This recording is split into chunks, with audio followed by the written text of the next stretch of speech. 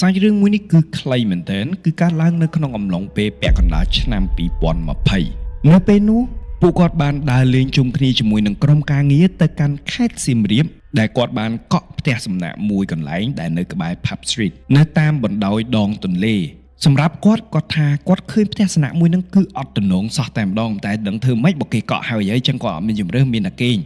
ហើយបងប្រុសរបស់គាត់ក៏មានវត្តមាននៅទីនោះដែរម្នាក់ចាប់ផ្ដើមចែកបន្ទប់គ្នាដោយបន្ទប់ធំជាងគេដាក់គ្នា5នាក់ហើយ5នាក់ហ្នឹងគឺរួមមានគាត់បងប្រុសរបស់គាត់ក្រុមការងារប្រុសម្នាក់និងស្រី2នាក់នឹងឯងក្រោយពីចូលដល់បន្ទប់ហើយពួកគាត់ក៏រៀបចំអីវ៉ាន់ដើម្បីដើរលេងនៅ Pub Street នៅពេលយប់ជ្រៅពួកគាត់ក៏ចូលដល់បន្ទប់រៀងខ្លួនអារម្មណ៍ត្រឹមតែជាអារម្មណ៍តែដងនេះមិនមែនត្រឹមតែជាអារម្មណ៍ទេហេតុការណ៍មួយក៏បានកើតឡើងម្នាក់បានផ្លាស់ប្ដូរវេនគ្នាចូលបន្ទប់ទឹកដោយម្ចាស់សាច់រឿងចូលលេខរៀងទី4ហើយបងប្រុសរបស់គាត់ចូលលេខរៀងទី5ចុងពោចគេម្នាក់ចូលបន្ទប់ទឹកមួយទឹកចេញមក3នាក់ដំបូងគឺធម្មតាអត់មានរឿងអីកើតឡើងសោះតែដល់វេនគាត់វិញនៅពេលដែលគាត់ចូលទៅដល់ក្នុងបន្ទប់ទឹកគ្រាន់តែលាងមុខនៅមុខអាកន្លែងដោះធ្មេញកន្លែងលាងដៃលាងជើងហ្នឹងវាមានកញ្ចក់មួយអញ្ចឹងនៅពេលដែលគាត់អោនលាងមុខហើយគាត់ងើបមកមើលកញ្ចក់វិញមកត្រឹមសកម្មភាពមួយហ្នឹងស្រាប់តែគាត់ឃើញមានមនុស្សម្នាក់ឈរពីក្រោយខ្នងគាត់គួរតែនិយាយថាមានវិញ្ញាណមួយជាមនុស្សស្រីមុខអាក្រក់ខ្លាំងមែនទែនឈរពីក្រោយខ្នងរបស់គាត់ឃើញភ្លាមគាត់បានស្រែកហៅបងរបស់គាត់ឲ្យចូលមកបន្ទប់ទឹកជាមួយគាត់ហើយគាត់ក៏បន្តងូតទឹកនៅក្នុងនឹងដោយទាញវាំងនូនបិទណាឲ្យបងគាត់ចាំនៅខាងក្រៅរហូតដល់ព្រឹកឡើងគាត់យករឿងរ៉ាវហ្នឹងទៅប្រាប់បងគាត់ថាចេះបងយប់មិញហ្នឹងណាពេលយើងមកវិញពេលដែលគាត់លាងមុខហ្នឹងគាត់ឃើញខ្មោចស្អីនៅឈរពីក្រោយខ្នងរបស់គាត់នេះបងប្រុសរបស់គាត់ថាមិនបាច់ប្រាប់ទេច្បាស់ហ្មងពួកអីនៅពេលដែលគាត់ចូលដល់បន្ទប់ទឹកហ្នឹងគាត់ឃើញដូចគ្នាគឺឈរនៅត្រង់នឹងតែម្ដងហើយនេះគឺជាបទពិសោធន៍ខ្លីមួយខ្លីយកតែមែនតែនដែលគាត់បានជួបប្រទះគាត់ហើយនឹងបងប្រុសរបស់គាត់ឃើញដូចគ្នាប៉ុន្តែមួយយប់នោះគឺគេមិនបានធ្វើបាបគាត់ទេក៏មិនបានធ្វើអ្វីគាត់ដែរដូចជាការបង្ហាញមួយឲ្យដឹងថាគេនៅនឹងហាក់ដូចជារបៀបថាបងស្រីគាត់មាននិស្ស័យឃើញអញ្ចឹងណាអញ្ចឹងក្នុងករណីហ្នឹងក៏បង្ហាញខ្លួនឲ្យគាត់ឃើញទៅតែប៉ុណ្្នឹងឯង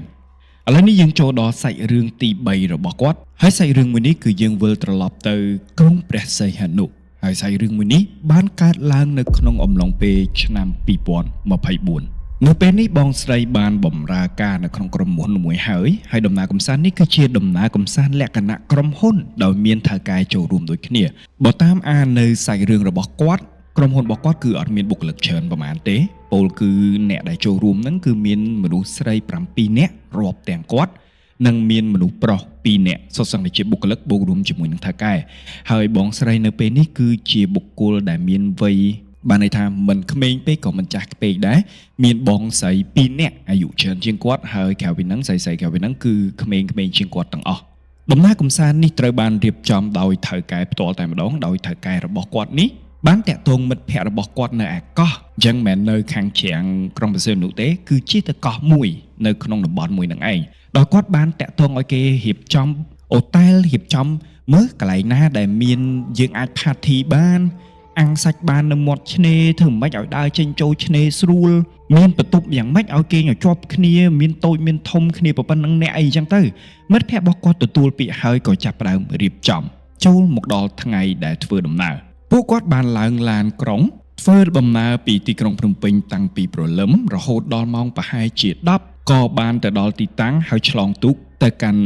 កោះមួយនឹងឯងនៅពេលដែលទៅដល់ចៅហ្វាយរបស់គាត់គឺមានការខកចិត្តយ៉ាងខ្លាំងចំពោះមិត្តភ័ក្តិរបស់គាត់ព្រោះគាត់បានផ្ដាំហើយថាឲ្យកក់បន្ទប់ជាប់គ្នាឲ្យមានតូចមានធំអីចឹងទៅប៉ុន្តែមិនដឹងថាហេតុអ្វីទៅបានមិត្តភ័ក្តិរបស់គាត់បែរជាកក់បន្ទប់នៅឆ្ងាយដាច់ចេញពីគ្នាហើយមានបឹងកាឡូមានអីនិយាយទៅមិនមែនជាបន្ទប់ដែលជាប់គ្នាដែលតម្រូវឲ្យតកែគាត់គេងមកបន្ទប់ទៅខាងគ្នាប្រុសនោះ2នាក់ហ្នឹងគាត់គេងបឹងកាឡូទូចមួយនៅមុខឆ្នេរអញ្ចឹងទៅហើយពួកគាត់ណាគឺគេងនៅខាងក្រោយវិញដោយបន្ទប់ស្រី7នាក់ហ្នឹងគឺពួកគាត់គេងលក្ខណៈថា linking room បន្ទប់ធំ2តដោយមានលក្ខណៈដូចបន្ទប់ទទួលភ្ញៀវអញ្ចឹងនៅចំកណ្ដាលហើយបត់ឆ្វេងទៅបន្ទប់មួយបត់ស្ដាំទៅបន្ទប់មួយអញ្ចឹងទៅ ចឹងពួកគាត់បានសម្រេចសម្រួលគ្នាហើយដោយមានមនុស្សស្រីទាំងអស់4នាក់គេងមកបន្ទប់3នាក់គេងមកបន្ទប់ហើយបងស្រីម្ចាស់សាយរឿងគឺគាត់គេងគ្នាចំនួន3នាក់4នាក់នោះគេរុញពូកចូលគ្នាអញ្ចឹងណាហើយឯបងស្រីវិញគឺគេងខែ2ដាច់ដល់ឡៃពីគ្នាហើយក៏គូបញ្ជាក់ផងដែរថាបើសិនជាយើងដើរពីផ្លូវចូលទៅកាន់បន្ទប់របស់ខាងស្រីគឺតម្រូវឲ្យបត់ស្ដាំទៅមកដល់បន្ទប់ស្រីហើយបើសិនជាយើងបត់ឆ្វេងគឺដល់ឯមាត់សមុទ្រវិញណោះចឹងកន្លែងហ្នឹងរូបភាពមួយហ្នឹងបងទាំងអស់គ្នាអាចស្មាយឃើញហើយដំបូងតកែរបស់គាត់គឺខឹងខ្លាំងមែនទែនហេតុអ្វីបានកក់បន្ទប់បែបហ្នឹងប៉ុន្តែដោយសារតែក្រុមការងារទាំងអស់ក៏ក្រែងចិត្តតកែដែរខំរៀបចំដំណើរកម្សាន្តមួយនេះហើយក៏ប្រាប់ថាអត់អីទេមេអើយយើងគេអញ្ចឹងទៅមិនអីទេមិនមានបញ្ហាអីទេយើងនៅក្នុងអូតែលតែមួយរីសតតែមួយដដែលតាក៏បន្ទប់ជាប់គ្នាមិនបាច់បាក់ដូរអីទៀតទេត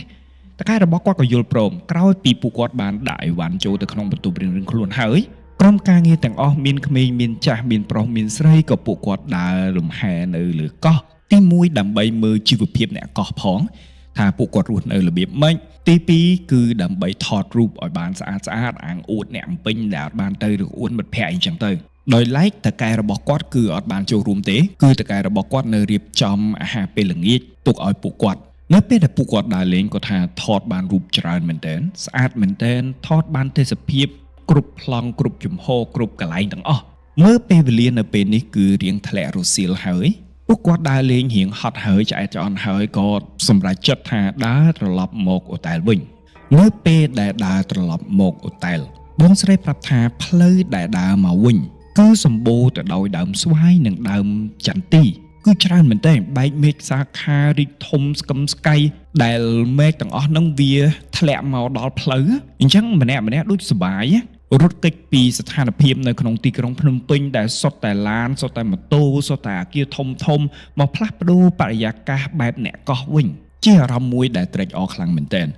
ដើរបណ្ដាបងស្រីក៏ឃើញស្វាយផ្លែល្អធំមែនទែនហើយក៏និយាយទៅប្អូនអារបៀបថាអូមើលនោះស្វាយនេះល្មមហ្មងយប់នេះយើងផឹកស៊ីសបាយបែបណាផាទីបែបណានេះបើបានស្វាយនេះគឺល្មមមកបេះញ៉ាំតែហ្មងហើយម្នាក់ក៏ញឹមហើយឆ្លើយតបរបៀបថានឹងឯងបងមែនតាលួចបេះឥឡូវហ្នឹងហើយក៏ដើរទៅមុខទៀតទៅសបាយណាស់និយាយលេងទៅវិញទៅមកឡាករហូតមកដល់ចំណុចដើមស្វាយចន្ទទី1មិនដឹងថាម៉េចបងស្រីស្រាប់តែនិយាយពាក្យថាអញ្ចេះដើមស្វាយចន្ទទីនេះអត់តំណងសោះដូចមានគេនៅនេះគឺជាសម្ដីរបស់គាត់ដោយសំបីតែគាត់ក៏មិនដឹងខ្លួនដែរថាហេតុអ្វីបានគាត់និយាយពាក្យហ្នឹងដើមស្វាយចន្ទីបើសិនជាដើមអំពិលទឹកឬក៏ជាលក្ខណៈថាដើមជ្រៃដើមអីចឹងណាអាហ្នឹងយើងឃើញអញ្ចឹងវាតំណងនឹងក្នុងការនិយាយអាហ្នឹងខ្ញុំក៏អាចយល់បានដែរតែនេះដើមស្វាយចន្ទីហេតុអ្វីតើអ្វីទៅដែលទាញមាត់ឲ្យគាត់និយាយថាល្មមគេនៅហ្មងណោះគ្រាន់តែធ្លោយពាក្យនឹងមួយម៉ាត់ចេញមកគាត់ចាប់ផ្ដើមភាំងខ្លួនឯងដឹងខ្លួនឯងភ្ញាក់ខ្លួនឯងដោយនិយាយថាទីរ៉ា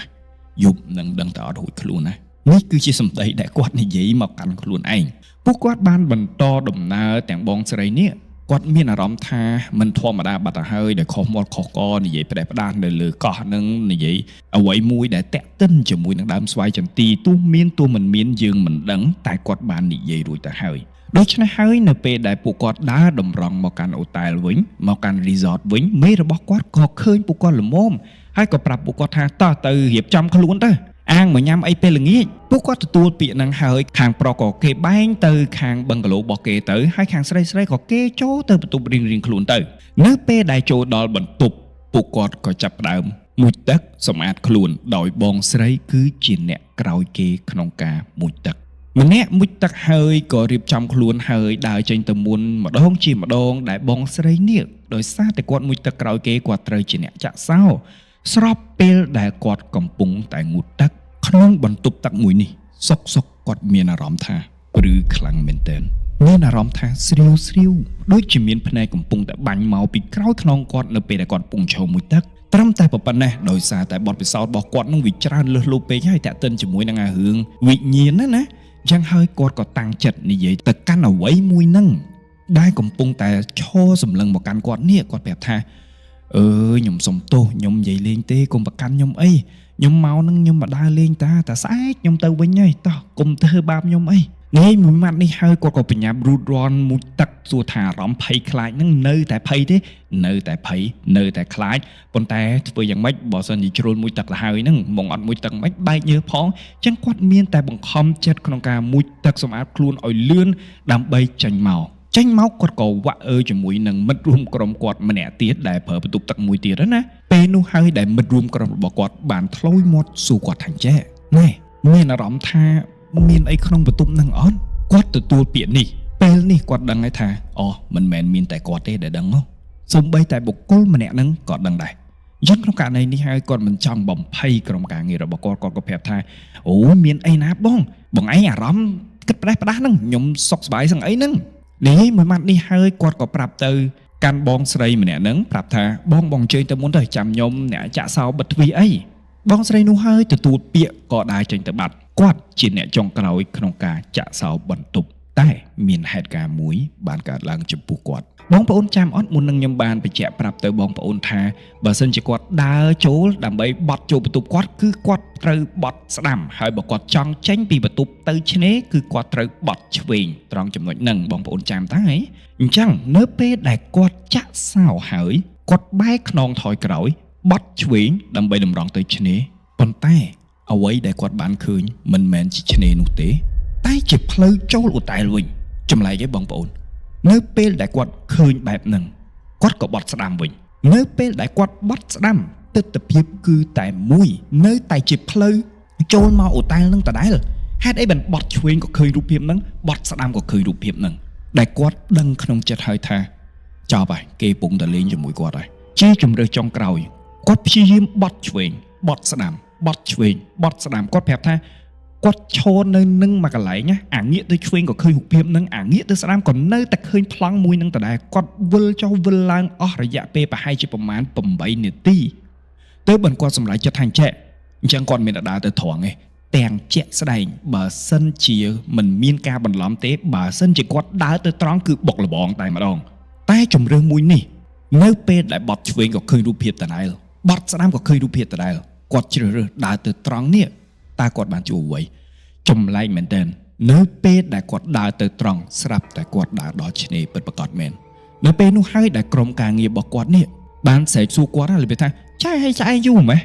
គាត់ទៅចាក់សោបន្ទប់សោះគាត់លឺបែបនេះហើយគាត់មិនចង់ប្រាប់ថាខ្មោចធ្វើកលគាត់មិនហ៊ាននិយាយពាក្យហ្នឹងទេនាំម្នាក់ហ្នឹងភ័យអញ្ចឹងក្នុងករណីហ្នឹងគាត់ថាអូខ្ញុំនៅសាកថ្មនៅក្នុងបន្ទប់ទូរស័ព្ទហ្នឹងវាអស់ថ្មចាំបន្តិចឲ្យវាឡើងបន្តិចហ្នឹងអាគាត់ចេញមកវិញម្នាក់ក៏អឺអើអញ្ចឹងទៅកម្មវិធីក៏ចាប់ប្រារព្ធឡើងមានការអាំងសាច់មានការទទួលទានគ្រឿងសង្វឹងមានការជជែកវែកញែកសប្បាយសើចហូរជ្រាវលាក់នឹងលាក់រហូតដល់ម៉ោង10យប់ម្នាក់ក៏រៀងសង្វឹងស្រឿងហើយចាប់ផ្ដើមបែកជើងគ្នាចូលទៅបន្ទប់រៀងខ្លួនបងប្អូនចាំថាមុននេះខ្ញុំបានប្រាប់ថាគាត់ដើរមកត្រង់គឺដើរមកដល់សមុទ្រប៉ុន្តែនៅពេលនេះគាត់ត្រូវដើរបត់ស្ដាំបត់ឆ្វេងដូចបែបផែនធម្មតាវិញមិនមែនជាការដើរទៅត្រង់នៅពេលដែលម្នាក់ចូលដល់បន្ទប់ភ្លាមម្នាក់ក៏ស្លាប់អស់ទៅហើយគាត់គឺគេងនៅលើគ្រែតែម្នាក់ឯងតែប៉ុណ្ណោះដោយសារតែគាត់អត់ចូលចិត្តគេងជាមួយគេទេព្រោះគាត់មានអារម្មណ៍ថានៅពេលដែលគេងជាមួយគេទេមានតែចំហាយមនុស្សនៅចិត្តខ្លួនណាឬក៏ប៉ះសាច់ជាមួយអ្នកដតីអញ្ចឹងទៅគាត់អត់ទ្រលាប់គាត់គេងអត់លក់ទេអញ្ចឹងគាត់ជ្រើសរើសគេងនៅលើពូកតែម្នាក់ឯងនៅពេលដែលគាត់គេងនេះកំពុងតែលាវភួយរបស់គាត់អារបៀបថាយើងគេង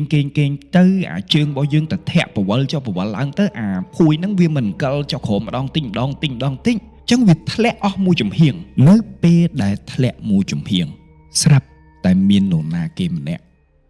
ទាញភួយមកគ្របឲ្យគាត់វិញនៅពេលដែលទាញភួយមកគ្របឲ្យគាត់នេះគាត់បានដឹងខ្លួនអាលាវហើយគាត់បានស្រឡឹងមើលទៅឆ្វេងចំពួកគាត់គេងអស់ហើយតាក្នុងបន្ទប់ហ្នឹងមានតែ3នាក់តាហើយពីរនាក់នោះគេងហ្នឹងណាគេទៅដល់ភួយឲ្យគាត់ព្យាយាមបិទភ្នែកបន្ទាប់មកគាត់ចង់ដឹងឲ្យច្បាស់គាត់ធ្វើល្វើហើយធ្លាក់ដៃចេញទៅក្រៅខែនៅពេលនោះហើយដែលគាត់ទទួលបានអារម្មណ៍ថាមានដៃមួយកំពុងតែចាប់ដៃគាត់យកមកដាក់នៅលើក្រែវិញទទួលអារម្មណ៍ដៃដែលត្រជាក់មកប៉ះគាត់នេះគាត់ក៏បើកភ្នែកមើលនៅពេលដែលគាត់បើកភ្នែកមើលអ្វីដែលគាត់ឃើញ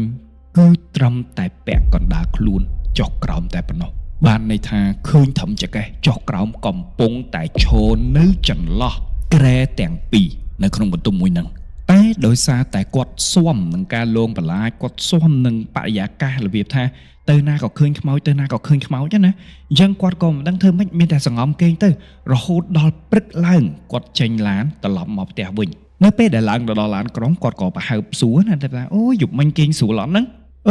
យប់មិញណាគេចិត្តល្អមកម៉េះមកជួយគ្របភួយឲ្យខ្ញុំវិញឮត្រឹមតែប៉ុណ្ណេះអ្នកនៅក្នុងបន្ទប់របស់គាត់បានឆ្លើយថាអត់ផងពួកខ្ញុំគេងលក់ស្រួលអីហ្នឹងគាត់ក៏ដឹងដែរថាគេងលក់ស្រួលណាស់ពួកគាត់ឃើញអ្នកទាំងពីរកំពុងតែគេងហើយគាត់បានឃើញមានស្អីម្យ៉ាងត្រឹមចកេះចុះក្រោមនៅឈរចន្លោះក្រែហ្នឹងប៉ុន្តែគាត់ហាក់ដូចជាឲ្យស្នូទៅមកខាងទៀតជាបន្ទប់គ្នា4នាក់នោះឲ្យដឹងថាគាត់បានជួបអ្វីយប់មិញបងស្រីដែលចេញមកតាណាក្រោយជាមួយគាត់បងប្អូនចាំទេដែលនិយាយប្រាប់គាត់ថាមានអារម្មណ៍ថាបន្ទប់នឹងដូចអត់ស្រួលហ្នឹងបាទពេលនោះហើយដែលពួកគាត់ទាំង4នាក់រួមទាំងបងស្រីនឹងប្រាប់ថាមួយយប់ពេញពួកគាត់គេងអត់បាននោះឡើយដោយសារតែឮសំឡេងមនុស្សក្អកចេញពីបន្ទប់ទឹកខាងពួកគាត់គឺក្អករហូតគឺក្អករបៀបចឹងមួយយប់ទៅភ្លឺហើយនៅក្នុងបន្ទប់ហ្នឹងមានគ្នាតែ4នាក់ហ្នឹងហើយគេជាប់គ្នាទាំងអស់ហើយអ្នកណាគេក្អកចេញពីបន្ទប់ទាំងមួយហ្នឹងបើសិនជាថាក្អកនៅខាងក្រោយបន្ទប់ក៏វាអត់ស័ក្តិសមដែរត្រូវឯងបងប្អូនពួកអ្នកណាក៏តនេម៉េះក្អកមកយប់ពេញវាមិនអាចទេហើយបើសិនជាក្អកចេញពីបន្ទប់ទឹករបស់គាត់មិនដឹងហើយនេះហើយជាហេតុការណ៍ទាំងមូលនៅក្នុងដំណើរកំសាន្តរបស់គាត់អរគុណមែនទែនសម្រាប់សាច់រឿងនៅក្នុងសប្តាហ៍នេះចំពោះបងប្រុសនិងបងស្រីដែលបានចែករំលែកម្នាក់ពីរ3សាច់រឿងហ្នឹងខ្ញុំសង្ឃឹមថាការបកស្រាយរបស់ខ្ញុំអាចនាំអារម្មណ៍បងប្អូនទាំងអស់គ្នាចូលទៅកាន់សាច់រឿងរបស់គាត់ប៉ុន្តែសម្រាប់សប្តាហ៍នេះលក្ខណៈដូចស្រាលបងប្អូនវាមិនហក់ធ្លែចេញមកមុខតែម្ដងទេតែរបស់ដែលឆៅជាងគេហ្នឹងគឺសាច់រឿងរបស់បងស្រីដែលគាត់អាពងតលៀងមុខឲ្យឈរពីក្រោយគាត់ណាតែតោះត្រង់ថាគាត់ឃើញបានត្រឹមតែប៉ុណ្្នឹងហើយមួយថ្ងៃពេញមួយយប់ពេញគឺគាត់មិនបានជួបអ្វីទៀតទេ